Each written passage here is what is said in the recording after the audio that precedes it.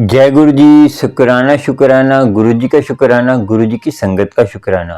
संगत जी, मैं हूँ करण अंकल और आपके लिए लेके आया हूँ गुरु जी के बारे में। गुरु जी की कृपा से गुरु जी का चैनल जो है गुरु जी सत्संग अमृत वेला, जिसमें आपको अमृत वेले के बारे में जानकारी मिलती है और भी कोई समस्या होती है। संगत जी, आज के सत्संग तो सुनेंगे आप, मगर सत्संग सुनने से पहले आपसे एक बात करना चाहता हूँ कि संगत जी, मुझे काफ़ी कमेंट और व्हाट्सएप पे भी जो है कमेंट तो कम है, व्हाट्सएप पे ज़्यादा जो है मैसेज आए हैं कि अमृत वेला कैसे संभालते हैं, अमृत वेले की महिमा क्या है, अमृत वेला संभालने से हमें क्या फ़ायदा होता है और अमृत वेला संभालना क्यों चाहिए। संगत जी, सबसे बड़ी बात और फर्स्ट, देखिए, हम जब कभी बच्चे स्कूल को हम एडमिशन कराने जाते हैं, सबसे पहले हम जानना चाहते हैं कि पढ़ाई हमने करनी है तो उसका लाभ क्या है, उसके नुकसान भी क्या है, उसके जो है जैसे पढ़ाई में क्या क्या एलर्जी मतलब कि उसके साइड इफेक्ट क्या है। आपको पता है कि परहेज करना पड़ता है हर चीज़ का। जैसे हम दवाई खाते हैं संगत जी, दवाई खाने से पहले उसका परहेज भी जरूरी है। परहेज अलग मैटर है और दवाई अलग मैटर है। मगर हम दवाई खा रहे हैं तो हम उसका परहेज नहीं करेंगे, दवाई का लगना लाजमी नहीं लगेगी, दवाई आपको असर नहीं करेगी। देखिए, हम जब आजकल डाइट करते हैं, डाइट करने का मीनिंग क्या है कि डाइट करें, डाइट में जैसे अब डेटी से होता है, जो डाइट बताता है तो बोलता है कि ये मत खाइए, फास्ट फूड मत खाइए, हल्का खाइए, और जैसे जो भी आइसक्रीम जैसे ऐसी चीज़ें हैवी जो फैट बढ़ाते हैं वो चीज़ें मत खाइए। तो परहेज हो गया, तो ठीक है संगत जी। और अमृत वेले का भी परहेज है। अमृत वेला ये तो एक परहेज है कि आपको जल्दी सोना है, 10 बजे तक सो जाना है। और सबसे बड़ी परहेज ये है संगत जी कि अमृत वेला आज आपको, देखिए, पहले आप सत्संग सुनिए, फिर आपको डिटेल में बताएंगे अमृत वेले की कहते हैं हम अमृत वेला संभालते हैं। जो अमृत वेला संभालते हैं ना, उनके लिए तो बहुत जरूरी है ये बात। ये आज का सत्संग सुनाएंगे, सत्संग सुनिए पहले, उसके बाद आपको बताएंगे अमृत वेले के बारे में। एक कथा भी सुनाएंगे, उस कथा से आपको ये मालूम होगा कि अमृत वेला हम संभालते हैं तो हम ये चीज करेंगे, परहेज नहीं करेंगे तो हमारा अमृत वेला संभालना ना के बराबर है। सारा जैसे कहते हैं ना आपको कि आपने परहेज करा, आपने अमृत वेला संभाला। जैसे अब एक घड़ा ले लीजिए, घड़े का तलवा घड़े में आपने पानी भरते रहे, पर हल्की हल्की बूंद निकल रही है, तो उसका जो है संगत जी, आप अमृत वेला संभाल रहे हैं तो उसका तो तला ही टूटा हुआ है। तला मतलब काफी गहरा तला टूटा हुआ है। अब उसमें पानी डालेंगे, पानी एकदम निकल जाएगा। तो ऐसे ही वो हम कौन सी गलती हम करते हैं, कौन सी गलती नहीं करनी चाहिए अमृत वेले में, जिससे हमें जल्दी प्राप्ति हो। देखिए, संसारी तौर पे भी प्राप्ति होती है और परमात्मा का आनंद भी आता है। हमें आनंद नहीं आ रहा, हम क्या गलतियां कर रहे हैं वो मैं बताऊंगा आपको सत्संग के बाद और गुरु की कृपा से, क्योंकि आज हम अमृत वेले के बारे में बात करेंगे। जो पहले सुन लीजिए सत्संग, उसके बाद आपको अमृत वेले के बारे में बात करेंगे और गुरु की कृपा होगी, 100% होगी, और गुरु कृपा करता ही है। और संगत जी, मैं अमृतसर आने वाला हूँ 15 तारीख के बाद, तो आपको भी कुछ कहते हैं लोटा ब्रश करके अमृतसर वाले को मंगाना है तो मुझे कांटेक्ट कर सकता है मेरे फ़ोन नंबर पर, और गुरु की कृपा आपको होगी और गुरु की मेहर। और चैनल को सब्सक्राइब, लाइक, शेयर और बेल आइकन पे आप कर लेना, क्योंकि गुरु जी के पैर पैर सत्संग आपको नोटिफिकेशन के रूप में मिल जाएंगे। क्योंकि आप बेल आइकन पे जाके ऑल पे करेंगे तभी मिलेंगे, क्योंकि संगत वो बाकी आपकी इच्छा है। आपको कोई अच्छा लगता है तो सुपर लिंक भी देख सकते हैं। सुनते हैं सत्संग, फिर आपसे बात करेंगे गुरु जी की कृपा से, और गुरु जी की कृपा आपको होगी, गुरु जी की मेहर होती है। देखिए संगत जी, मैं इसीलिए ये चैनल लेके आया हूँ कि आप मुझे फ़ोन भी कर सकते हैं, मगर फ़ोन में कम उठा पाता हूँ। मगर आप वॉइस मैसेज में मुझे, वॉइस मैसेज क्या होता है, रिकॉर्डिंग करके जैसे दबाइए, तो जैसे आप जहाँ टैपिंग करते हैं ना व्हाट्सएप पे, उसके साथ में वॉइस मैसेज का एक ऑप्शन होता है, तो उस पर क्लिक करके रखिए, जो आपने मैसेज भेजना है वो इसको भेज दीजिए, तो मैं सुनकर उसका आपको रिप्लाई दे दूंगा। और गुरु की कृपा, थोड़ा लेट भेजे तो चलेगा, क्योंकि गुरु की कृपा से आपको होता रहेगा। तो आप भी खुश रहें, अच्छे रहें और गुरु मेहर करे। मैं रोज गुरुद्वारे जाकर अरदास करता हूँ गुरु जी से कि परमात्मा से, वाहिगुरु से कि सर्वदा भला हो, और मैं सबके लिए खैर मांगता हूँ, बाकी तो गुरु जी करने वाले हैं। मगर हमें उसका फल क्यों नहीं मिलता कि हमारे कर्म, हम क्या गलती करते हैं, हम अमृत संभालते हैं, हम इतने अच्छे। देखिए मैं बताऊँ आंटी, नाम जपेंगे, नाम जपने से ही सारे कर आपके काम अच्छे चलेंगे।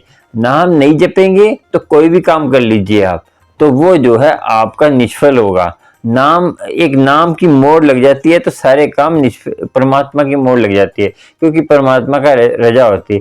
परमात्मा की रजा में रहेंगे तो तभी हम खुश रहेंगे। सुनते हैं पहले सत्संग, उसके बाद आपसे बात। चलिए सुनते सत्संग, फिर आपसे बात करेंगे। चलिए।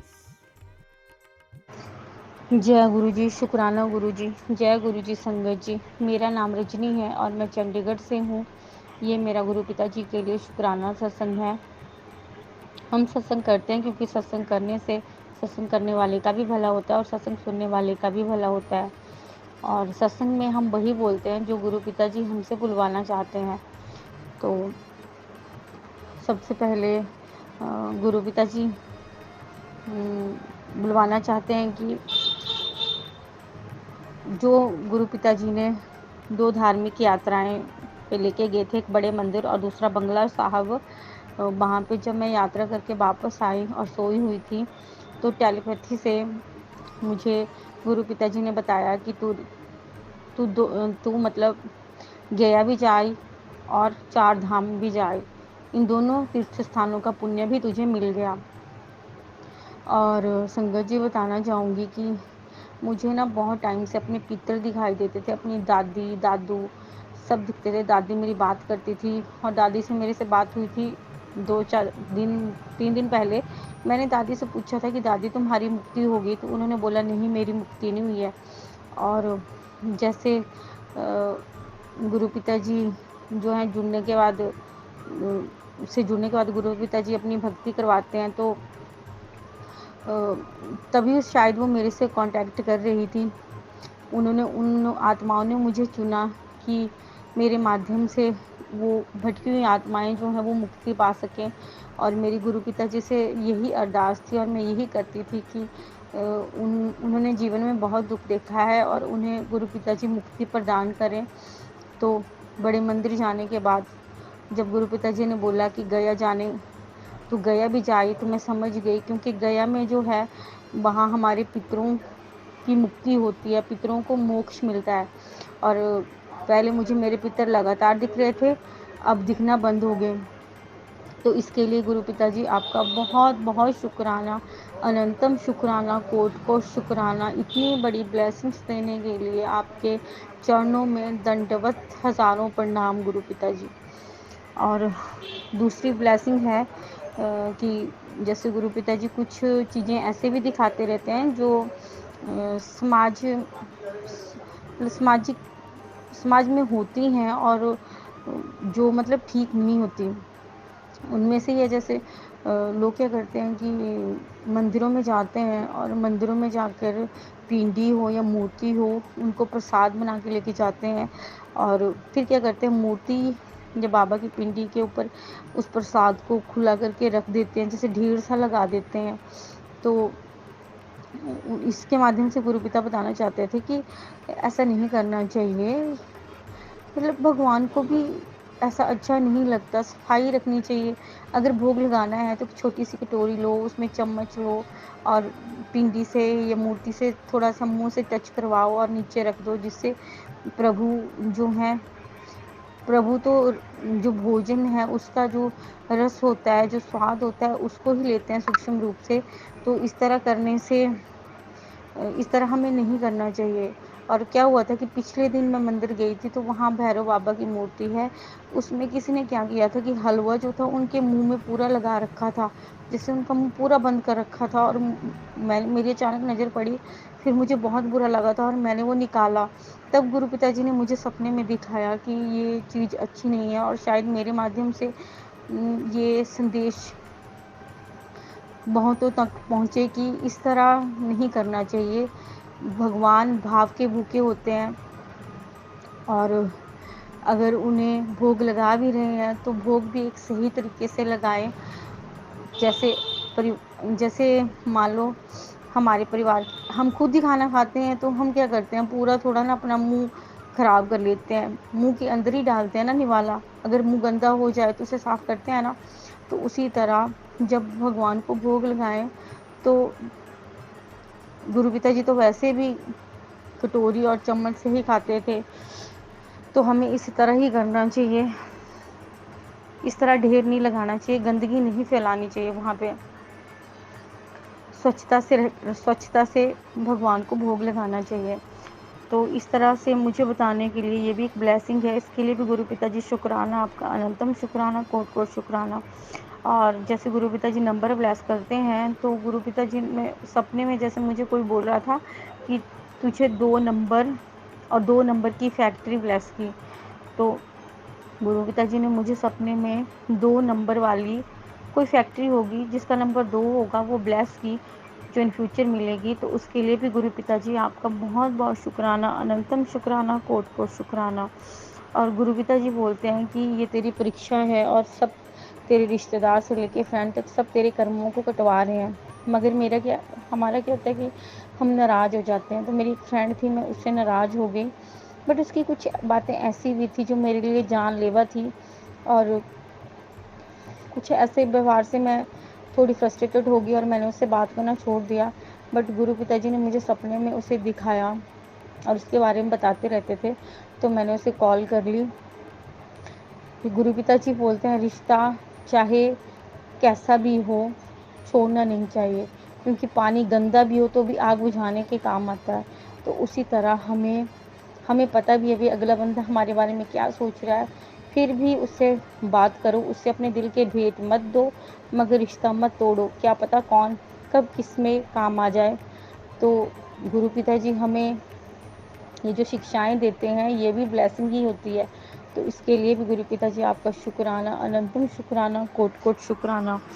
और मंडे वाले दिन मैं मंदिर, गुरु पिताजी मुझे मंदिर लेके गए, तो वहाँ पे पहले तो मुझे 6-7 वाइट कबूतर उड़ते हुए दिखाई दिए। तो ये वाइट कबूतर भी गुरु पिताजी की स्पेशल ब्लेसिंग है। फिर उसके बाद मैं मंदिर पहुँची, तो जब वापस आने लगी तो बटरफ्लाइज अलग अलग कलर्स की 6-7 बटरफ्लाइज जो हैं, कोई मुझे टच करके गई, कोई आगे से गई। तो इस तरह भी गुरु पिताजी ने स्पेशल ब्लेस किया। और इसके अलावा 2 बाज हैं जो मुझे हर जगह दिखाई देते हैं, जो गुरु पिताजी ने मुझे ब्लेस किए हुए हैं। और कबूतर भी हर जगह दिखाई देते हैं। तो उसके लिए भी गुरु पिताजी आपका शुक्राना, अनंतम शुक्राना, कोट कोट शुक्राना। गुरु पिताजी बोलते हैं कि मैं किसी न किसी रूप में तुम्हारे साथ चलता हूँ, बस तुम समझा करो। और सच्ची बात है कि हर चीज़ में गुरु पिताजी का वास है। जो हमारे अपने हैं उनमें भी तो रब है, इंसान में भी रब वास करता है। तो गुरु पिताजी कब किसके दिल में आके बात कर जाएं हमें क्या पता। तो गुरु पिताजी सबके अंदर हैं। इसके अलावा हमारे नज़दीक गुरुद्वारा पड़ता है आम साहब, जहाँ साल में 2 बार आम लगते हैं। तो वहाँ जो आजकल आम लगे हुए हैं छोटे छोटे, तो एक लाइट थोड़े आम के पेड़ से थोड़ी दूर थी, तो बहुत सारी वाइट बटरफ्लाइज जो हैं 7:30 बजे उड़ रही थी वहाँ पे। और ये कोई इंसिडेंट नहीं होता, ये सब कुछ गुरु पिताजी ही करवाते हैं। तो इतनी सारी बटरफ्लाइज रात के 7:30 बजे दिखना। और इसके अलावा भी मुझे रात के शाम के टाइम बिल्कुल अंधेरे में भी कई बार बटरफ्लाइज दिखी। तो जो कि शाम के टाइम 6 बजे के बाद 6:30-7 बजे तो बटरफ्लाइज अपने अपने जगह पे आराम से बैठ जाती हैं। तो ये गुरु पिता ही ब्लेस करते हैं, क्योंकि गुरु पिता जी परीक्षा ले रहे हैं तो हर दिन नेगेटिविटी में चले जाते हैं, कुछ न कुछ नया होता है। तो वो महसूस कराते रहते हैं कि मैं तुम्हारे साथ हूँ, हार नहीं माननी है।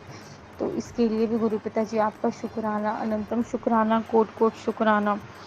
और क्या हुआ था कि बंगला साहब और बड़े मंदिर से जब मैं वापस आई तो मैं बहुत ज़्यादा नेगेटिव हो गई थी। जो मैंने पिछला सत्संग शेयर किया है उसमें जो एक आंटी थी उन्होंने बोला था कि ये जो ब्लैक मैजिक के सत्संग हैं ये बार बार आते हैं, ऐसा कुछ नहीं होता है, या जो भी मैंने बातें बताई थी पीछे। तो गुरु पिता जी बोलते थे, ने मुझे कई बार बोला कि किसी भी आदमी की बुराई नहीं देखनी, अगर बुराई देखोगे तो बुराइयां दिखती ही जाएंगी, बुराइयां ही बुराइयां दिखेंगी, जिसको भी देखोगे उसमें बुराइयां ही दिखेंगी। और मेरे साथ सेम वही होने लगा था और मैं बहुत ज़्यादा नेगेटिव हो गई थी।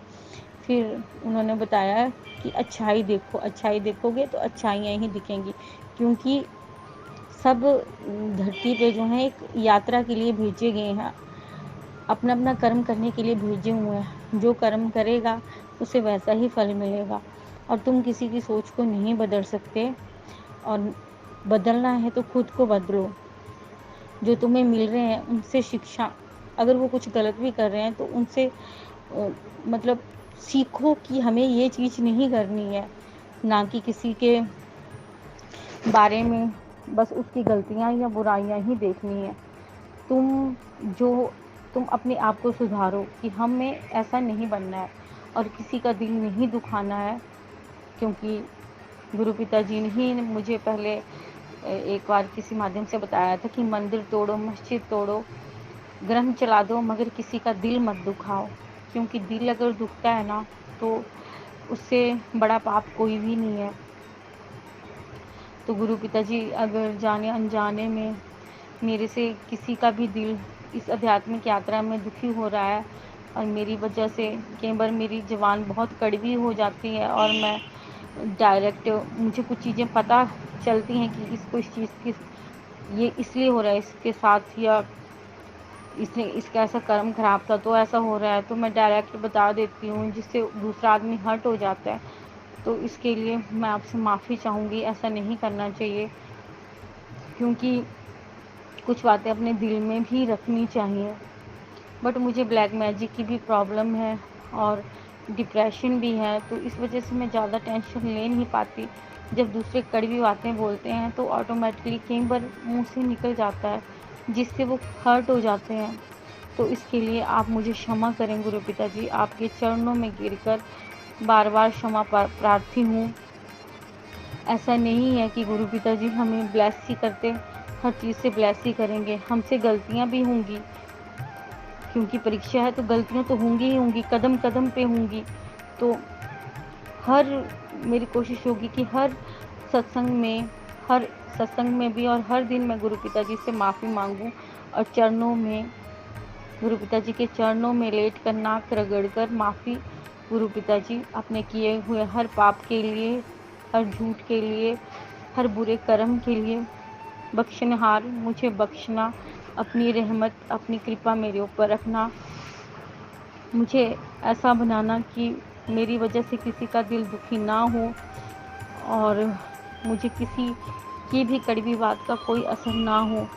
अपना कृपा का हाथ मेरे सर पे रख के रखना, अपना बच्चा बनाए रखना, अपनी भक्ति में लीन रखना, और बस अपना ही बनाना, अपना ही बना लेना, बस यही मेरी आपसे अरदास है गुरु पिताजी।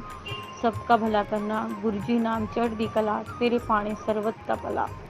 मेरे गुरु जी कलयुग के तारनहार हैं, सबके घरों में खुशियाँ बख्शें, सबको खुशियाँ बख्शें, सबके रोग दरिद्रता दूर हो, सबके हर रिश्ते में जो रिश्ते टूट रहे हैं उन रिश्तों में प्रेम भर दें गुरु पिताजी।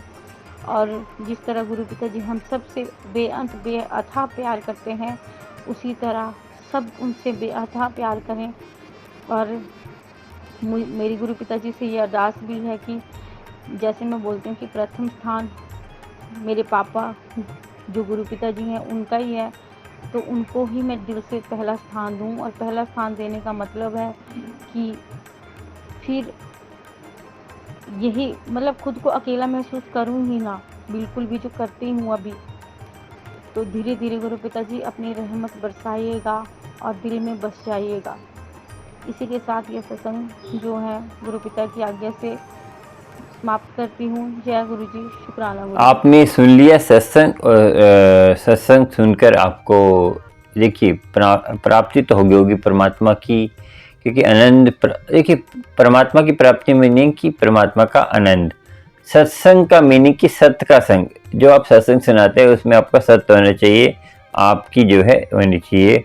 और संगत जी आज हम बात करेंगे अमृत वेले के बारे में, अमृत वेले में क्या क्या करने से हमें क्या नहीं करना चाहिए, और हम ये करते हैं तो हमें इस बात का परहेज करना चाहिए। जो आपको बताता पहले मैंने कि परहेज क्या है। संगत जी एक बात बता दें, पहले आप ये समझ लें कि हमें किस का परहेज करना है। संगत जी आपको बता दें कि जो हम जितना दान पुण्य कर लें, जैसे आपको पता होगा कि पुरातन जन्म में दानवीर करण था ना, दानवीर करण था, और उन्होंने उसका जो है रोज का नियम था दान करने का। तो ये बताइए कि अब आज का आप बताइए, पहले पुरातन जमाने में क्या करते थे, कुआं खुदवाते थे, जैसे पुण्य करते थे कुआं खुद, आजकल जैसे ठंडे कूलर लगाते हैं, पहले कुआं खुदवाते थे, या कोई आजकल मटके रखते हैं, पहले भी रखते थे। तो जो देखिए, और वो जो अपना पूरा जायदाद बेचकर धार्मिक स्थल पर धार्मिक कथा कराए, धार्मिक किसी धर्म में भी, मुस्लिम हिंदू मुस्लिम किसी धर्म में भी हो, धार्मिक कथा कराए और कुछ भी अनटोटली कुछ भी चीज कराए, जैसे सारा कुछ दान कर दे, तो वो धार्मिक स्थल पर हो। संगत जी एक बार बता दूं आपको, उसका वो ये भी करता है दान, और रोज का दान करता है, रोज का नित्य नेम करता है, अमृत वेला संभालता ही रहता है, और प्रचार करता है, इतना प्रचार करता है कि हद से ज़्यादा, और सेवा करता है, सेवा पूरे दिन सेवा करता रहता है, और गुरु की कृपा। देखिए अमृत वेले संभालने से पहले मैं आपको बता दूं कि अमृत वेले का एक कवच होता है, एक कवच बनाना चाहिए आपको कि हम अमृत वेला संभाल रहे हैं, तो हमें इन चीज़ों का ध्यान रखना पड़ेगा, क्योंकि ये चीज़ें ध्यान नहीं रखेंगे तो हम अमृत वेला संभाल भी लेंगे तो उसको खो देंगे। क्योंकि आपको पता है, मैंने बताया आपको कि आपने जैसे अब आप लगा लीजिए कोई बड़ी टैंक, बड़ा मटका है, मटके में आप पानी डाल रहे हैं, तो मैं बताया आपको पहले कि उसमें आपने पानी डाला तो नीचे तला ही टूटा हुआ, तो पानी सारा निकल जाएगा। ऐसे ही जैसे आपको पता है कि महात्मा बुद्ध जी एक के पास भिक्षा मांगने जाते थे, तो बोलते थे मुझे परमात्मा के दर्शन करिए, परमात्मा दर्शन करिए, हमें नाम के दर्शन दीजिए। तो महात्मा बुद्ध जो है अपना अपना बोल देते थे, कल कराएंगे, आज कराएंगे, कल। तो महात्मा बुद्ध ने कहा कि चल मैं तो कल कराऊंगी, तो कल मेरे लिए खीर बना के रखियो। तो वो खुश हो गई, तो कल उसने खीर बना के रखी संगत जी। तो संगत जी खीर बना के रखी, तो उसने जो है संगत जी, तो महात्मा बुद्ध ने कटोरा करा, कटोरे में जब खीर डालने लगी तो वो उसको क्या हुआ, वो चौंक गई एकदम। तो चौंकी क्यों संगत जी? चौंकी इसलिए कि कटोरे के अंदर महात्मा बुद्ध जी कूड़ा करकट डाल के लेके आए थे, कूड़ा करकट डाल के लेके आए, तो कह रहे इसमें खीर डाल दो। तो कह रहे इसमें खीर डालेंगे तो खीर गंदी हो जाएगी।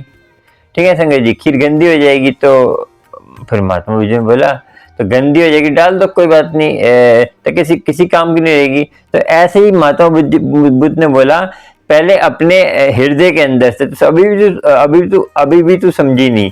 तो महात्मा बुद्ध ने बोला जी कि अभी भी तो अपने हृदय से पहले काम, क्रोध, लोभ, अहंकार का जो है वो हटा। तो संगत जी सबसे हानिकारक क्या है बताऊं आपको, कि मैंने बताया आपको कि पूरी जायदाद बेच दीजिए, आप कथा कराइए, बड़े बड़े कुएं लगा लीजिए, कुछ भी कर दीजिए, आप ये चीज करते हैं तो आपका निष्फल चला जाएगा, किसी काम का नहीं है, आपका पाप के भागी बन जाएंगे आप। और आपका देखिए आपका पुण्य भी खत्म होगा इससे। कैसे खत्म होगा बताता हूँ संगत जी। सबसे बड़ी बात है कि पहले आप ये समझ लीजिए कि कौन सा काम नहीं करना। संगत जी निंदा होती क्या है, निंदा नहीं करनी। निंदा से करने से आपके जो है ना पूर्ण, जैसे कोई आपकी निंदा कर रहा है तो आपके कर्म कट रहे हैं, मगर ये नहीं कि आप जैसे आपकी निंदा कर रहे हैं वो है आपने करा नहीं है, आपने जो भी आपने जैसे आपकी निंदा कर रहा है कि ये खराब है, ये पखंड करता है, तो आप पखंड तो नहीं कर रहे, आप सही से और आपने जैसे आप चोरी कहते कि चोर है, ये ठग है, तो आप नहीं है, तो आपको आपके पाप कट रहे हैं। तो और ये भी आप संगत जी पहले सुन लेना, आराम से ध्यान से सुनना आज का सत्संग, जो अमृत वेला संभालना चाहते हैं, अमृत वेले से जुड़ना चाहते हैं। संगत जी पहली बात तो मैं बता दूं आपको कि जो निंदा करते हैं, जो निंदा करते रहते हैं, उनके लिए बहुत खास है ये आज का। देखिए निंदा करने से क्या होता है, आपको एक कथा सुनाऊंगा, उसके बाद आपको इस कथा से मालूम होगा कि हम निंदा करते हैं, हमें क्या उसका फल मिलता है। देखिए संगत जी, निंदा करने से आपको जो भी कर लीजिए, आप जितना मर्जी आप इधर उधर भटकते, आपको अमृत वेला संभाल लीजिए, 2 घंटे 3 घंटे जितने मर्जी देर अमृत वेला संभालिए, तो देखना आपको उसका फल नहीं मिलेगा, निष्फल चला जाएगा। और जिसकी निंदा कर रहे हैं तो उसका तो पुण्य बन रहा है, उसको तो आप अपने पुण्य दे रहे हैं निंदा करके। आप धार्मिक स्थल पे देखिए, आप किसी के शादी करा रहे हैं, किसी की जैसे आप अपने पैसे लगा के शादी करा रहे हैं, आप रोज की करते हैं, पुण्य करते हैं। आपको पता है ना, एक सतनाम कौर थी, तो वो क्या करती, बहुत दान पुण्य करती थी। तो एक बार उसकी किसी सहेली ने बोला कि चल आज सत्संग में चल। वो सत्संग में गई तो वो 10 मिनट बैठी, तो उसका मन नहीं लगा, तो वो 10 मिनट पता नहीं कैसे बैठ गई, वो उसको मन लगा ही नहीं। तो देखिए सत्संग में जो हमारा मन नहीं लगता ना, समझो हमारे मन के अंदर मैल है और हमारे मन के अंदर अभी भटक रहा है। तो जब धीरे धीरे आप सत्संग मन लगता है आपका, समझो आपकी मैल कट रही है, आपका मन साफ हो रहा है। संगत जी अमृत वेले में भी ऐसे ही होता है। मुझे कई संगत बोलती हैं कि हम अमृत वेला संभालते हैं, हमें ये हमारा मन नहीं लगता। संगत जी पहली में मन लगेगा ही नहीं। अब भी बताइए, आप एडमिशन स्कूल में लेते हैं तो पहली में नया स्कूल होता है तो मन लगता है, ऐसे ही अमृत वेला है। धीरे धीरे आपकी मैल कम होगी तो वो है, धीरे धीरे मन लगेगा आपका, तो उसका छोड़ना नहीं है, रोज का नियम भी बनाना है, तो मैंने बोला था। और देखिए संगत जी एक बात और बता दूं, मुझे बार बार फोन आ रहे हैं संगत के, कई नए संगत के, कि हमें ये मैसेज आ रहा है, हमें वो मैसेज आ रहा है, 4 काम करिए, 2 काम करिए, और हमारा ये बनाइए, कोई मेरे लिए चीज बना के। संगत जी मैं बताऊं आपको कि आपकी श्रद्धा है, श्रद्धा से देखिए, आप अमृत वेले में गुरु जी के सामने बैठ जाइए और गुरु जी से बोलिए, गुरु जी आप क्या खाएंगे, तो आप जो खाएंगे वो आप बनवा लीजिए मेरे से, मेरे हृदय में वही आप बनवाएंगे। देखिए आपके पास जितना है, आप जितना कर सकते हैं। आप जैसे बीमार हैं, आप नहीं कहते हैं उठ सकते, नहीं चल सकते, नहीं फिर सकते, और आपकी जैसे कोई दिक्कत है, तो वो मैं बता दूं आपको कि आप जो है ये चीज़ों से परहेज करें, कि आप ये व्यायाम मत करें कि हाँ हमने गुरु जी को अच्छा खिलाना है। देखिए आपकी जितनी हैसियत है, गुरु जी भाव के भूखे होते हैं। गुरु जी ये नहीं देखते कि मुझे क्या खिला रहा है। आप सूखी रोटी भी खिलाएंगे ना, आपकी जैसे ये नहीं आप लखपति करोड़पति सूखी रोटी खिला रहे हैं। तो आपको पता है ना, भाई रिंकू जी ने एक बात बताई थी, मुझे बहुत अच्छी लगी वो बात।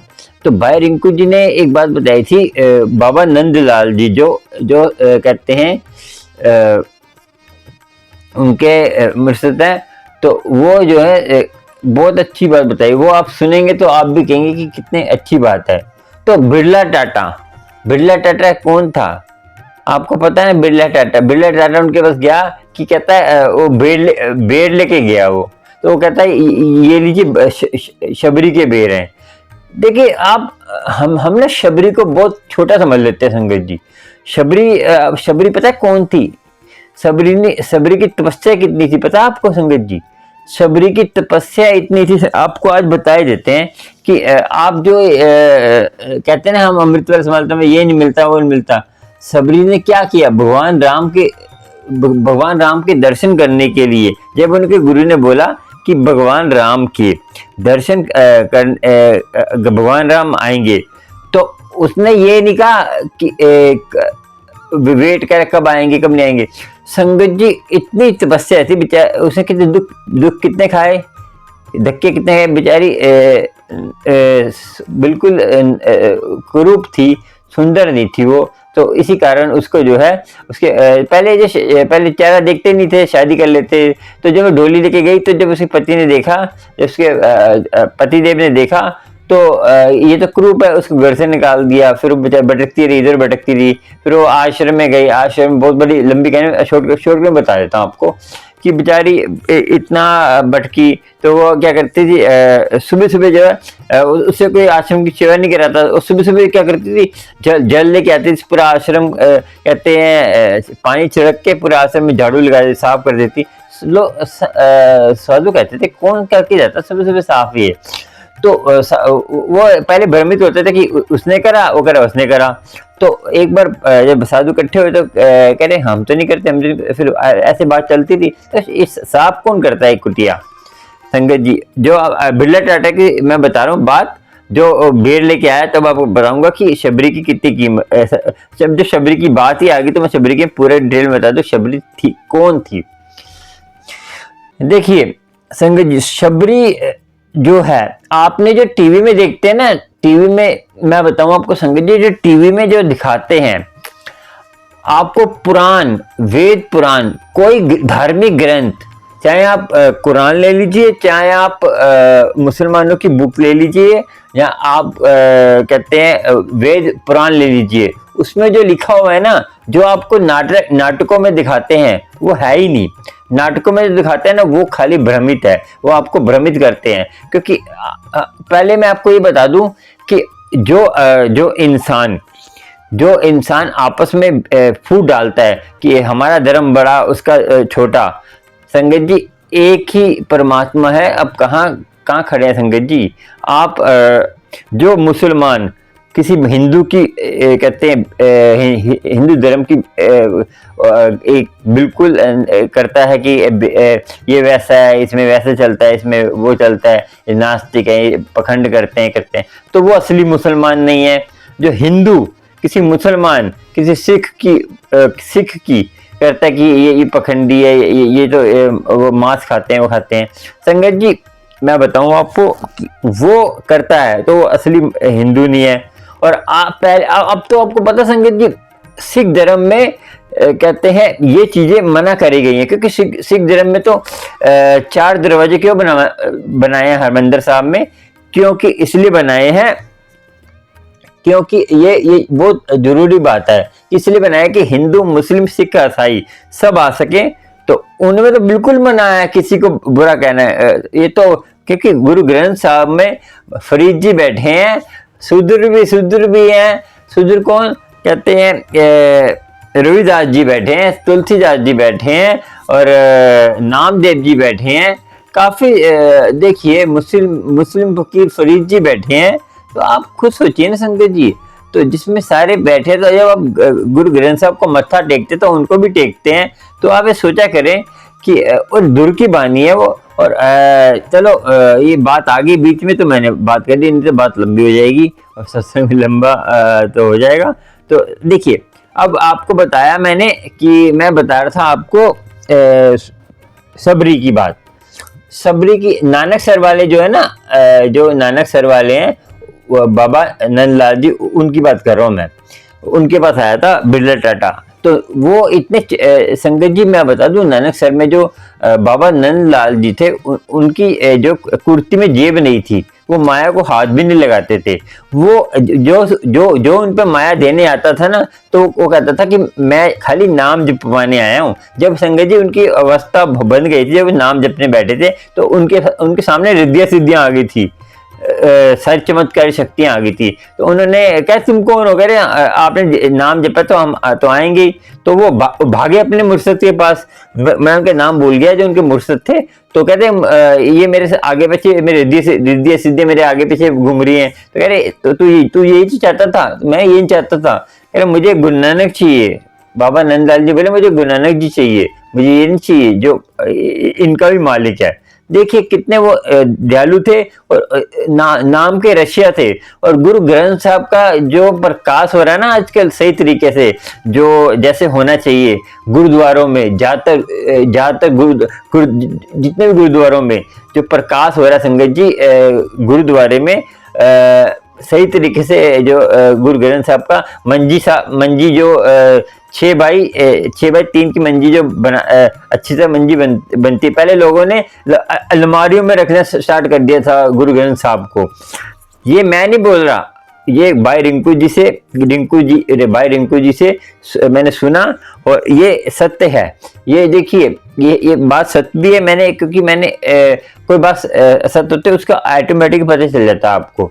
तो देखिए भाई रिंकू जी की बानी में ये था कि एक तो लोगों ने क्या करा था कि बंद करके अलमारी में रखना स्टार्ट कर दिया था गुरु ग्रंथ साहब को, और सहज पाठ जैसे, और ये बाबा नंदलाल जी ने इनको जो है सही तरीके से आदर करना सिखाया था। वो तो साक्षात दर्शन करते थे गुरु नानक के, उन्होंने गुरु नानक की दर्शन करने गुरु की कृपा हुई है।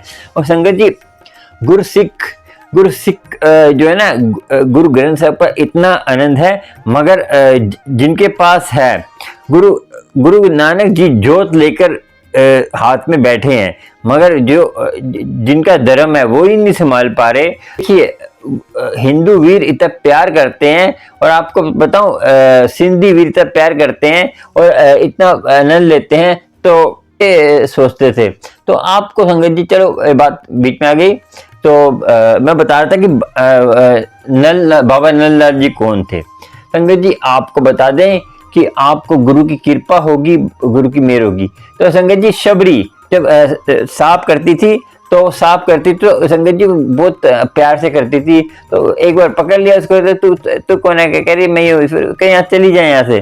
तो उन्होंने बोल दी इसको भगा। तो उसमें फिर गुरु थे, उन्होंने तो चली जा, तो तू मेरी सेवा कर लिया कर। तो उसमें फिर बैठ गई तो सेवा करती। जब गुरु जी ने प्राण छोड़ा तो उसने बोला भगवान श्री राम आएंगे और तू यहीं पे रहियो, उनका तो अलग से कहीं एक छोटी सी कुटिया बना ले, वहां पे रहे, तो वहां पे श्री राम आएंगे। संगत जी उसने रोज क्या करती थी बेचारी, रोज बेर रोज की बात है, एक दिन कर लिया, जब आएंगे तभी मैं लेके आऊंगी। रोज बेर तोड़ के लेके आती थी, और रोज फूलों से रास्ते में जो जहाँ श्री राम ने आना था ना, वहां पे रास्ते में फूल बरसाती थी। रोज का इसका नियम था, रोज का नियम। मैंने क्या कहा, नियम होना बहुत जरूरी है। अमृत वेला संभालेंगे, अमृत वेले का नियम होगा तो परमात्मा की प्राप्ति होगी, आपको रिद्धियां सिद्धियां, आपके अंदर जो भी बीमारियां होंगी सब खत्म हो जाएंगी, और सबका आपको खमोश हो जाएगा। तो संगत जी आपको तो फिर श्री राम आए, उनके दर्शन किए, उसने फिर जूठे बेर खिलाए। तो जब भगवान जब कहते हैं लक्ष्मण जी ने वो बेर फेंके तो वही सिविरनी बूटी बनी, फिर वो हनुमान जी लेके आए। तो ऐसा चला ना। तो हमें कोई हमें प्यार से खिलाता तो हमें मुंह नहीं चलाना चाहिए। तो वो कभी न कभी देख आप अहंकार ही आदमी को डुबो देता है। तो वो जो बेर लेके आए, जो कहते हैं बिरला टाटा, तो कहता है कि शबरी के बेर हैं। तो उन्होंने बोला शबरी के पास तो कुछ नहीं था, ना मकान था बेचारी, वो तो ऐसे तुझे शबरी जैसा बना दूं। उसने हाथ जोड़ दिए बिरला ने कि ये तो मुझे गरीब बनाना चाहते हैं। तो उसने हाथ जोड़ दिया, शबरी के बेर नहीं है ये हंकार के बेर हैं। तो संगत जी हम जो ना बातें कर तो देते हैं, मगर हम मीराबाई को हम तो मीराबाई की तरह हैं, वो है। संगत जी मीराबाई कहाँ, हम कहाँ, कबीर जी कहाँ, हम कहाँ। उन्होंने तो देखिए ज्यादातर जो भगत हुए ना पहले, सब गरीब जैसे गरीब नहीं कहूंगा मैं, वो बाहर से गरीब थे मगर मन के अमीर थे। वो उनका जो मन था ना बहुत शांत था और बहुत आनंदमय था। रविदास जी के बाद जैसे एक पारस गया था, उसे पारस रविदास जी ने पारस जो है ऊपर टांग दिया छत पे। वो जब संत आया कह रहे तुमने देखा, मुझे पता ही नहीं कहाँ, देख लो इधर पड़ा होगा, तो देखा वहीं पे पारस पड़ा हुआ, यूज ही नहीं करा। तो रविदास जी मस्त थे, अपने राम के नाम में मस्त थे। संगत जी मैं आपको ये बता दूं कि राम का नाम हो चाहे किसी का नाम हो, परमात्मा एक ही है। परमात्मा जैसे क्या देखता है कि आप परमात्मा देखता है आपकी अंदर की चाह कि आप अंदर से क्या चाहते हो। तो अंदर से क्या चाहते हो, एक नाम आपने राम का नाम जप लिया तो जप लिए तो उसको उसी पे आप कहते हैं मस्त हो जाओ, तो देखना कितनी जल्दी आपको आनंद आएगा। एक उन्होंने राम के नाम में, अब हम राम के नाम में चाहते हैं तो वो हमें राम के नाम में दर्शन दे देते हैं। एक नाम जपिए। संगत जी एक बता दूं मैं आपको एक कथा सुनाता हूँ, बहुत अच्छी कथा है, इससे आपको ज्ञान मिलेगा। तो आज आपको अमृत वेले के बारे में पूरा बता ही देता हूँ। मुझे बार फोन करते हैं क्योंकि मेरे ना काम इतने होते हैं कि मैं आपको बता दूं। आज की जो वीडियो पूरी देखेगा तो वो समझ जाएगा अमृत वेला क्या है। संगत जी एक बार बताओ, अमृत वेला जो है ना, अमृत वेला जो है, पहले बताता हूँ, अमृत वेला आपके दिन के 8 पैर होते हैं, 4 पैर रात के, 4 पैर दिन के। देखिए शाम को 6 बजे जो है रात का पैर शुरू हो जाता है। 6 बजे रात का पैर शुरू हो जाता है। 6 बजे, शाम के 6 बजे रात का पैर शुरू हो जाता है। 6 से 9 पहला पैर, दूसरा पैर 12 बजे खत्म हो जाता है रात के, और तीसरा पैर 3 बजे, उसके बाद अमृत वेला शुरू हो जाता है। सवा पैर 2:15 बजे जो अमृत वेला संभालते हैं वो होता है ब्रह्म मुहूर्त, जिसको परमात्मा की प्राप्ति करनी है, परमात्मा से बातें करनी है, और परमात्मा से बातें करनी है, और परमात्मा साक्षात आते हैं और देवी देवता वास करते हैं, जो इस वक्त नहा धो के बैठ जाता है।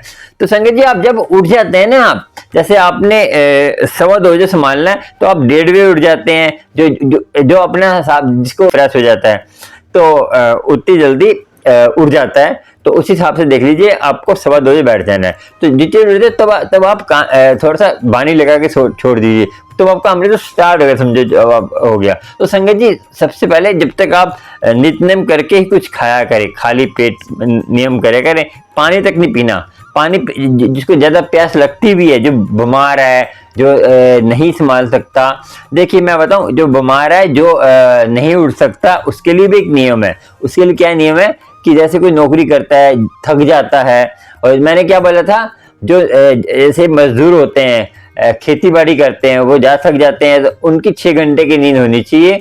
तो 6 घंटे के हिसाब से देख लीजिए आप कि 10 बजे सोएंगे तो 10 बजे 2 घंटे हो गए, तो 4 बजे उठेंगे, तो आपको फिर 8 बजे सोना पड़ेगा। 8 बजे सोएंगे तो आपको 8 से 10, 10 से 12, तो आप जो है 6 घंटे का हिसाब लगा लेना। 6 घंटे की नींद होती है, सोनी चाहिए, जो जा थक जाते हैं। और जो गृहस्थी होते हैं, जो घर में काम करते हैं, जो ऑफिस में जाते हैं, उनकी 4 घंटे की नींद होनी चाहिए, नहीं तो वो आलसी हैं। और जो संत लोग हैं, उनके संत हैं जो, उनकी 2 घंटे की नींद होनी चाहिए, वो जो है 2 घंटे की नींद जो उनको होनी चाहिए उनकी अमृत वेला जो। और खाना रात को हल्का खाएं, नहीं तो दाल पी लें, रोटी 2 की भूख है तो 1 खाएं, 3 की भूख है तो 2 खाएं, और जितना हल्का खाएंगे जल्दी उठेंगे और आपका मन भी जल्दी लगेगा अमृत वेले में। देखिए मैं बताऊं संगत जी, ज्यादा खाने से ताकत नहीं आती, और मैं बताऊं आपको नॉनवेज खाने से भी ताकत नहीं आती। आपको मैं इतिहास में ऐसे से दिखाऊंगा जिसे दो मांस को हाथ नहीं लगाते थे, उन्होंने दुनिया जीती है। आपको बता दूं कि आपने अभी चल रहा है ना, अभी एक जो गौमूत्र पीते हैं और कुछ बाहर का कुछ नहीं खाते और मांस खाते ही नहीं है वो। मैंने फेसबुक पे आया था, बहुत अच्छा था, और इतने फुर्तीले हैं वो, मैं नाम भूल गया उनका, बहुत सोशल मीडिया पे है। और श्री राम के भगत हैं, तो श्री राम के भगत होंगे हनुमान का, तो अच्छी बात है ना। देखो वो कितना सा मैसेज दे रहे हैं कि मांस खाने के बगैर भी बॉडी फिल्टर बन सकते हैं, जो कुश्ती करते हैं, मेरे कुश्ती उनके इतने फुर्तीले हैं, तो अच्छी बात है शंकर जी। देखिए दुनिया को सिखा रहे हैं कि बिना मांस के भी आप रह सकते हैं, फौजी जो मांस खाते हैं। संगीत जी बता दिया आपको मैंने कि सबसे पहले कि आपको अमृत वेला 8 पैर दिन के 4 पैर दिन के 4 पैर रात के। तो मैंने बताया 6 बजे शाम के 6 बजे रात का पैर शुरू होता है, 9, 12, फिर 3, फिर सुबह 6 बजे जो है दिन का 6 बजे के बाद दिन का पहर शुरू हो जाता है। 9, 12 दोपहर को कहते हैं 12 बजे दोपहर हो जाती है, दो पैर हो गए, ठीक है। उसके बाद 3 बजे तीसरा पैर, ऐसे फिर चलता रहता है। तो आपको क्या करना है संगत जी, सबसे पहले जो नियम से करने जाते हैं तो शाम के रात को 6 बजे 6:30 बजे बैठ जाया करें, चाहे 10 मिनट बैठा करें, तो संभाला करें। रहरा साहब पढ़ना है, जो सिख फैमिली है रहरा साहब पढ़िए, कोई अच्छी गुरबानी पढ़िए, गुरु की बातें करिए। देखिए गुरु की बातें कर रहे हैं, अच्छे किताबें पढ़ रहे हैं, धार्मिक इतिहास में काफ़ी गुरु हैं, नामदेव जी, कोई से धर्म क्यों, मुस्लिम धर्म के अपने इतिहास को पढ़ रहे हैं, और तो वो सारा सत्संग ही है। सत्संग क्या होता है कि आप धार्मिक चीजें पढ़ रहे हैं तो सत्संग है। तो शाम के टाइम ध्यान लगाया अगर 10 मिनट 15 मिनट, तो वो उस टाइम क्या लगता है आपको, फुलड़ा कहते हैं, शाम के टाइम फूल लगते हैं। तो उसके बाद फूल जब अमृत वाला संभालते हैं तो अब आपको क्या होगा कि फल लगेगा। जो फूल ही नहीं होगा तो फल कहाँ से लगेगा। तो कई क्या करते हैं कि शाम के टाइम गुरुद्वारे जाते हैं और दिन को अमृत वाला नहीं संभालते, तो कहते जब संभालो तभी अमृत वाला। संगत जी ऐसा नहीं होता, ये भ्रमित है, तो आपको भटका रहे हैं। और जो अमृत वाला संभाल कर इन चीजों का नहीं करेंगे तो उसको गुरु की कृपा नहीं होगी। फिर मुझे मत बोलना संगत जी। संगत जी अमृत वेले की अब बता दूं आपको कि जो अमृत वेले में अमृत वेला करके निंदा चुगली करते हैं उनका क्या हाल होता है वो भी बताऊंगा, और निंदा चुगली से क्या क्या होता है। और शबरी का बता दिया मैंने आपको, वो तो ठीक है। संगत जी आपको ध्यान रखना है कि अमृत वेला संभालना बहुत जरूरी है, हमारा कर्जा है 2.5 घंटे का। नहीं संभालेंगे, दसवंत नहीं निकालेंगे तो हमारा कर्जा होगा।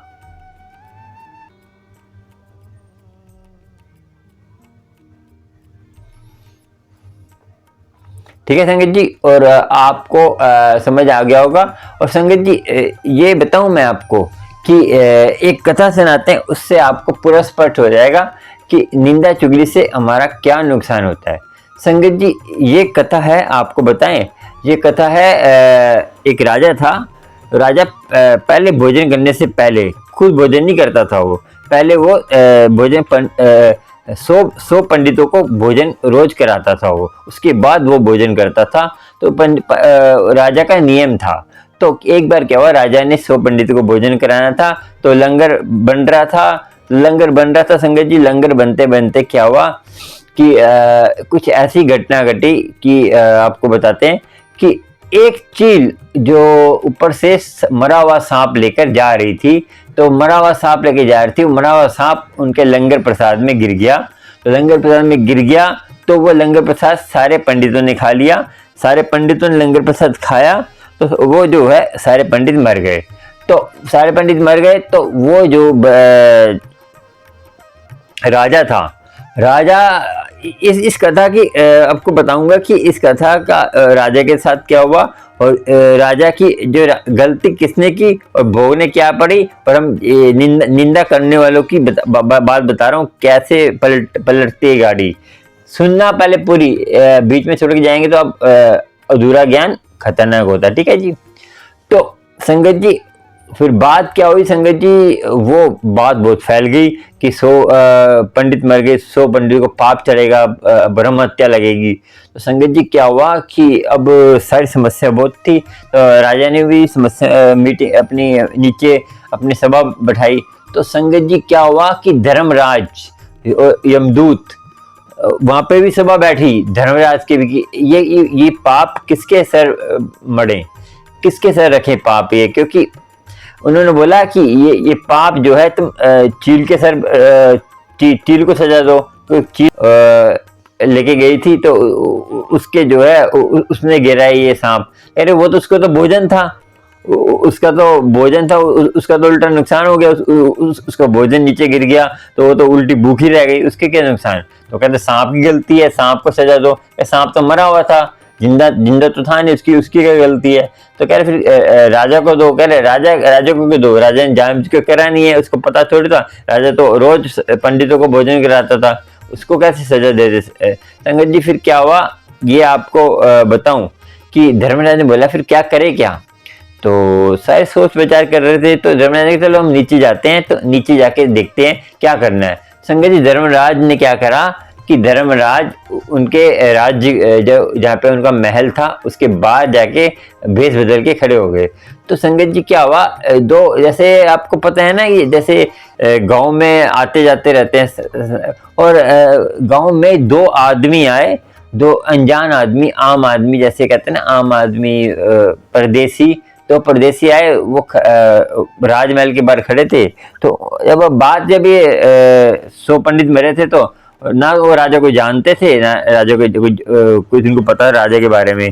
तो संगत जी क्या हुआ कि राजा की बात क्या की, उन्होंने बात सुनी होगी, ऐसे सुन लेते हैं, कान से सुन लेते हैं हम, तो ये आपके लिए बहुत महत्वपूर्ण है। कान से बात सुनी तो उन्होंने क्या किया संगत जी, तो एक पंडित आया, पंडित ने बोला कि, पंडित ने क्या हुआ, विध क्या बैठी संगत जी, पंडित ने उन्हीं से पूछ लिया कि कोई कहीं मैंने सुना है कि यहाँ पे एक राजा है जो रोज 100 पंडितों को खाना खिलाता है, तो मुझे भी भूख लगी है, ये राजा का कौन सा गेट है, तो कहाँ पे राजा रहता है, वो राजा जिसने कहते हैं, तो कह हाँ, तो कह रहा कि तुम कहते भोजन करके मरना चाहते हो क्या, कह रहे क्यों, कह रहे कि वो राजा ने तो 100 पंडितों को मार दिया है, 100 पंडित को ब्रह्म हत्या लगी उस पे।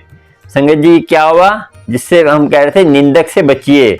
मैं क्या कहता हूँ, निंदक सामने आए तो पीछे हो जाइए, निंदक से तो आपको निंदक आपकी गुरु से भी, आपको बताऊं, गुरु से भी अलग कर देता है आपको।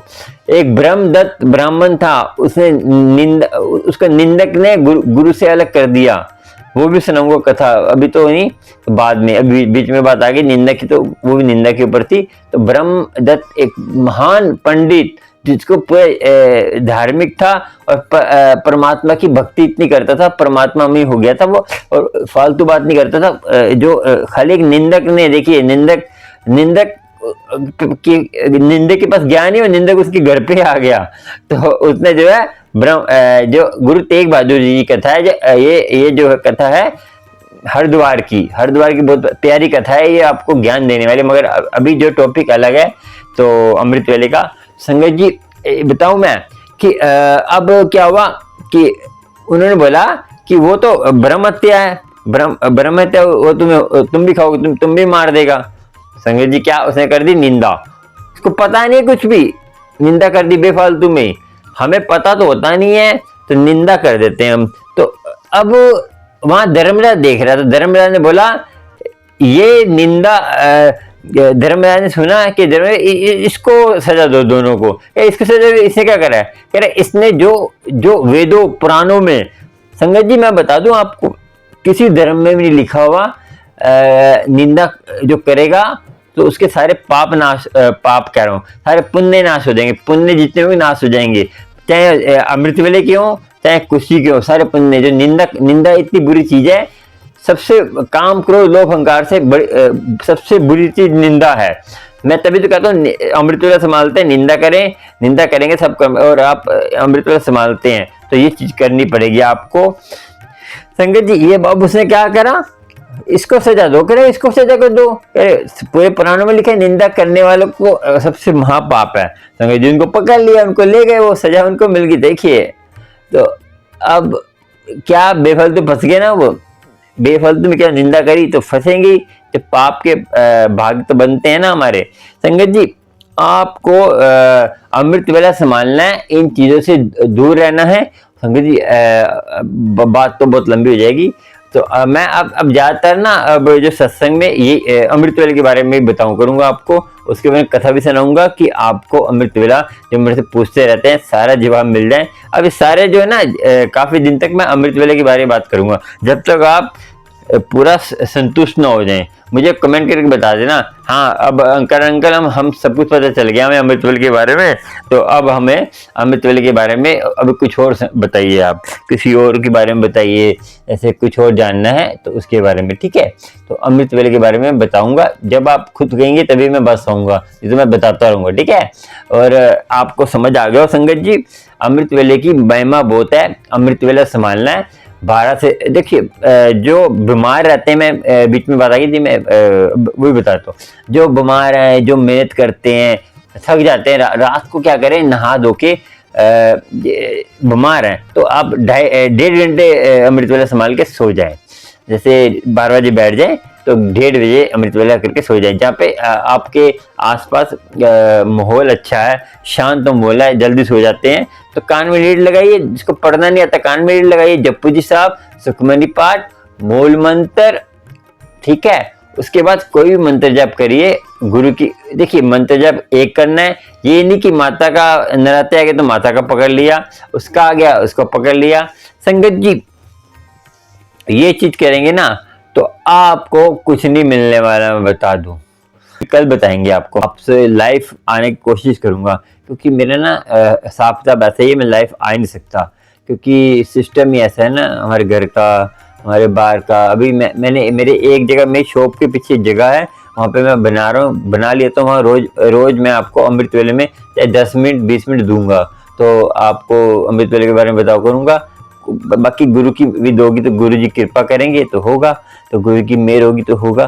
तो गुरु देखिए आपको हरदम प्यार करता है, और गुरु से मिलना है तो अमृत वेले में उठना पड़ेगा। अमृत वेला बहुत जरूरी है संगत जी, मैं हाथ विनती करता हूँ कि जो अमृत वेले में उठे तो देखिए सारे रोग अमृत वेले में खत्म होंगे आपके। गुरु की कृपा होगी, गुरु की मेहर होती है। अमृत वेला ही एक ऐसी है जो आपको गुरु से मिलाता है, बाकी तो आप सोच लीजिए, समझ लीजिए, गुरु की मेहर अमृत वेले में होती है, गुरु की कृपा अमृत वेले में होती है। समझ गए संगत जी।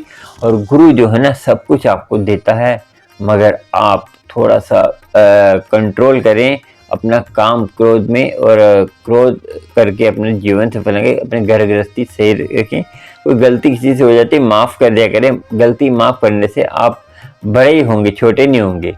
देखिए आपके अंदर ही अमृत वेला संभालते हैं, गुरु से जुड़े हैं, तो आपको ये चीज़ें होनी चाहिए आपके अंदर।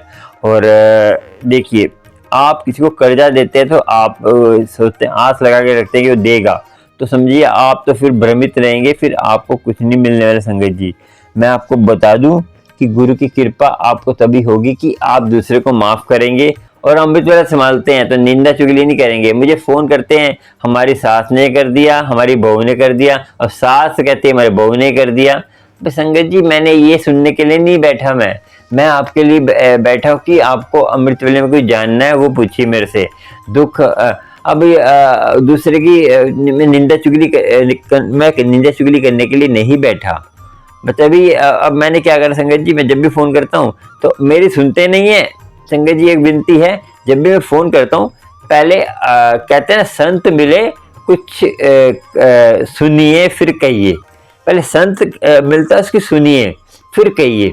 ऐसा नहीं कि आप भी बोल रहे हैं वो भी बोल रहे हैं तो आपको समझ कैसे आएगी संगत जी। मैं आपके लिए अच्छा बोल रहा हूँ, आपको बुरा लगता है मुझे कोई नहीं, मुझे फ़ोन करेंगे तब भी अच्छा नहीं करेंगे। मेरे देखो मैं तो ज़्यादा बात करना ही चाहता संगत जी, मुझे तो इतना आनंद आता है वाणी सुन के।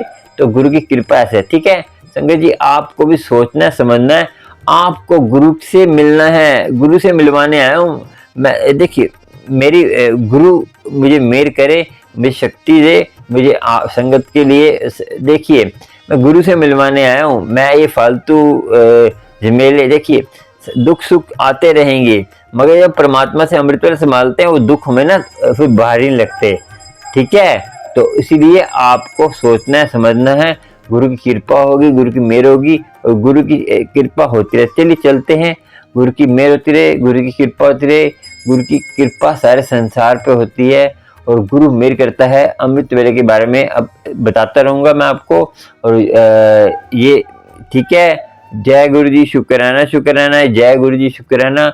गुरु कृपा करे सारे संगत पर, और अमृत वेले से जुड़ेंगे, सारे कष्ट अमृत वेले में जरूर खत्म होंगे। मुझसे मत पूछे कि अमृत वेला कैसे संभालना है, आप अमृत वेले में खाली बैठ जाएंगे ना तब भी आपके कल्याण होगा। अमृत वेले में आप बैठ गए, अमृत वेले में बैठकर आपने परमात्मा का नाम ले लिया तो वही आपके लिए बहुत बड़ी बात हो जाएगी। क्योंकि अमृत वेले में आप बैठने से ही बोला 2.5 घंटे, जो जा सका 2.5 घंटे 1.5 घंटे जो संभाल सकता है। तो देखिए जितने ज़्यादा कष्ट है उतने ज़्यादा संभालिए।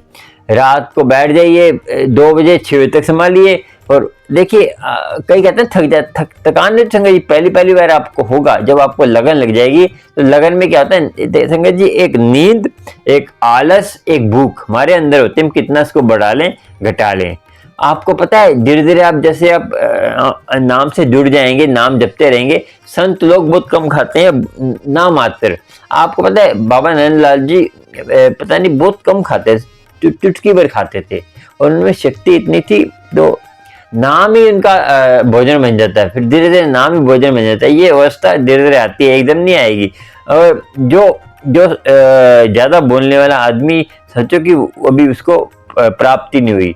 संत वही है, देखो महापुरुष को पता होता है, जो महापुरुष होते हैं ना, जो परमात्मा से मिले होते हैं, उनको पता होता है कौन संत असली है कौन नकली, क्योंकि सारे संत रात को सचखंड में मिलते हैं, सचखंड में सारे संत मिलते हैं। जो बाबा नंदलाल जी बोला था कि ये संत नहीं है, ये जब मैं सचखंड गया था तो ये मिला नहीं मुझे, तो गुरुनानक जी खुद आते थे। तो आपको भी संगत जी इस बात का ध्यान रखना है, अमृत वेला संभालना है।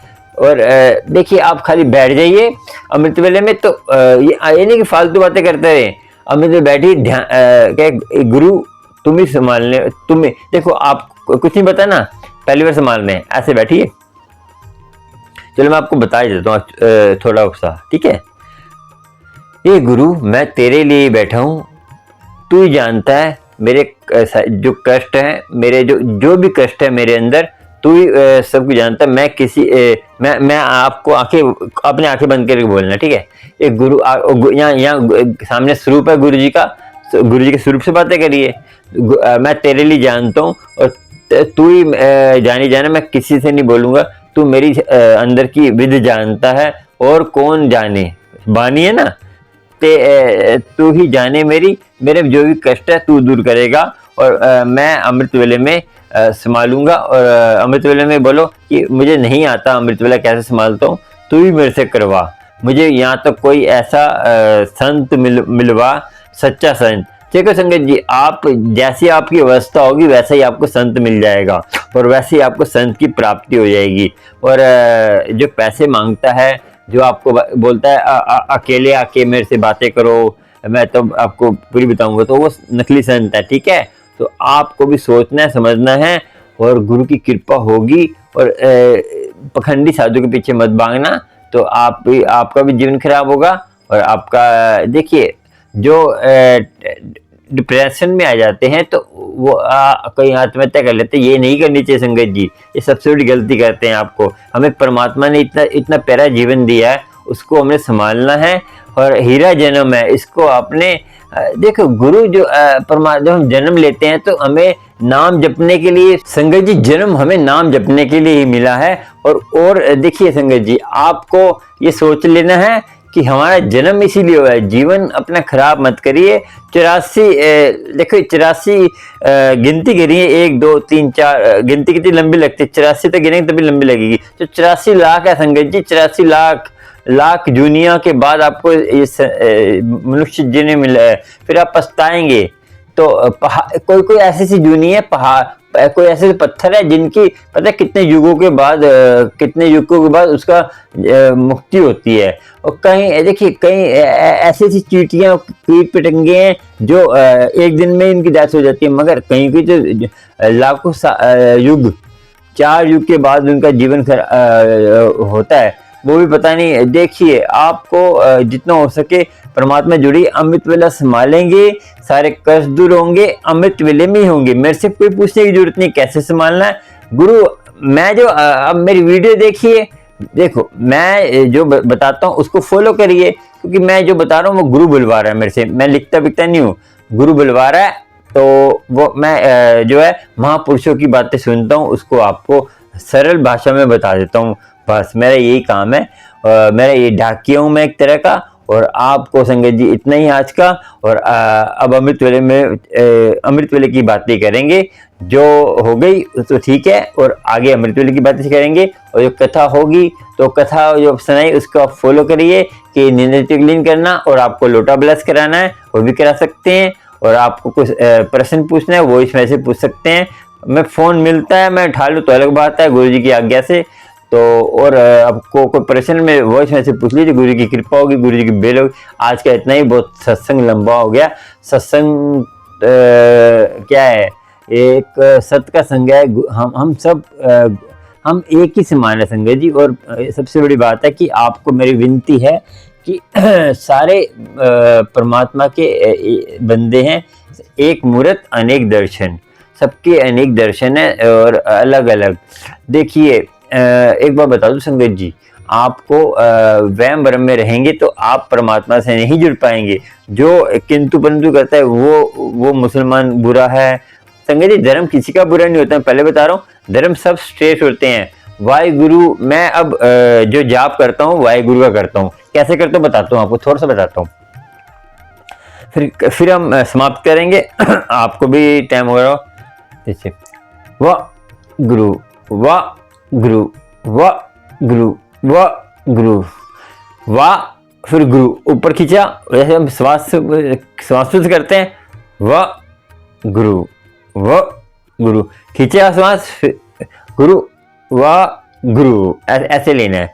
जैसे राम राम अपने सबसे, राम राम राम राम राम राम, वाहिगुरु वाहिगुरु, अल्लाहु अल्लाहु अल्लाहु, सब परमात्मा के अल्लाहु करते हैं ना, अंदर से एनर्जी चलती है।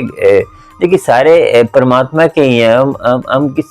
हमने क्यों, देखिए संगत जी दुनिया में इतने दुख, मुझे इतने फोन आते हैं कि हमारे में ये समस्या। मैं संगत जी मैं भी इंसान हूँ, तो मैं तो आपको इसीलिए मैं YouTube चैनल बनाया कि आपको दुख दूर हो, तो मैं तभी फ़ोन उठा लेता हूँ। कई संगत बोलती है कि और YouTube वाले फ़ोन नहीं उठाते, मैं कहा वो उनकी अपनी है। तो मैंने ये बनाया कि मैं जितने फ़ोन उठा सकूँ, जितने टाइम दे सकूँ आप संगत को, तो आपको ब्लेसिंग मिले और गुरु की कृपा। और आप भी अरदास करें कि मुझे गुरु जी इस काबिल बनाएं कि मैं आपको ब्लेसिंग भी जो है उसके कोई कोयल चारा लूँ, क्योंकि मेरे भी जो काम धंधे के हिसाब से ही मैं करता हूँ, क्योंकि मेरे परमात्मा मुझे देगा तो मैं जो गरीब आदमी है जो नहीं कोयल चाय दे सकता उसको मैं ब्लेसिंग पहुँचाऊँगा, मगर उसका टाइम लगेगा। क्योंकि आप जितना हो सके ये वीडियो को वायरल करें। देखो वीडियो को वायरल करें और चैनल को ज़्यादा सपोर्ट करें, तो जितना हो सके आगे सपोर्ट करें और दुनिया को बताएं कि ऐसे भी एक अंकल हैं जो देखिए गुरु की महिमा गानी है हमने, गुरु की सत्संग करना है, गुरु का सत्संग करिए, प्यार प्यार सत्संग। और सत्संग करते संगत जी मैं विनती करता हूँ कि वो जो भी सत्संग शेयर करते हैं तो पीछे जैसे आवाज़ें आती है उसका ध्यान रखें। और आप भी सत्संग करते पहले मंत्र जाप करके सत्संग करेंगे, ध्यान लगा के, और ध्यान लगाइए, खामोश बैठ जाइए, फिर सत्संग करिए। कितना अच्छा सत्संग होगा आपका, अपने आप गुरु बुलवाएगा, आप नहीं बोलेंगे, गुरु महिमा अपनी खुद ही कराए, ठीक है, बिन बोले। ठीक है, आज का सत्संग इतना ही। जय गुरु जी। और चैनल को सब्सक्राइब लाइक शेयर कर लीजिए और बेल आइकन पे जाकर अपने ऑल पे कर लेना, आपको नोटिफिकेशन मिलते हैं प्यारे प्यारे। और आपको मेरे प्यारे प्यारे सत्संग अच्छे लगते हैं, गुरु जी के नज़ारे, गुरु जी की मेहर, सतनाम वाहिगुरु एक ओंकार सतनाम, और गुरु अल्लाहू और राम राम, जय श्री कृष्णा। गुरु की मेहर होती रहे, जहाँ गिरना गिरिए, चाहे गुरु के दर पे गिरिए। मगर चलिए चलते हैं, जय गुरु जी, शुक्राना। और अगले सत्संग में मिलेंगे। और कोई देखिए कुछ मेरे से टॉपिक रह गया हो तो मुझे मेरे वॉइस में जो मेरा व्हाट्सएप नंबर है उस पर बता दीजिए, वॉइस मैसेज, करण अंकल आज इसके बारे में बता दीजिए, तो मैं अमृत वेले की इसके बारे में बता दूंगा। ठीक है, करण अंकल आप ये लिख दीजिए वॉइस मैसेज में बोलना, करण अंकल हमें इसके बारे में जानना है, अमृत वेले के बारे में हमें ये समस्या है, तो मैं उसके फिर अगले सत्संग में बता दूंगा। ठीक है, अब मैं यही बताऊंगा, कथा तो सुनाऊंगा, साथ में अमृत वेले की जो महिमा वो भी गाएंगे, क्योंकि अमृत वेले की महिमा बहुत है। चलिए, जय गुरु जी, शुक्राना, जय गुरु जी।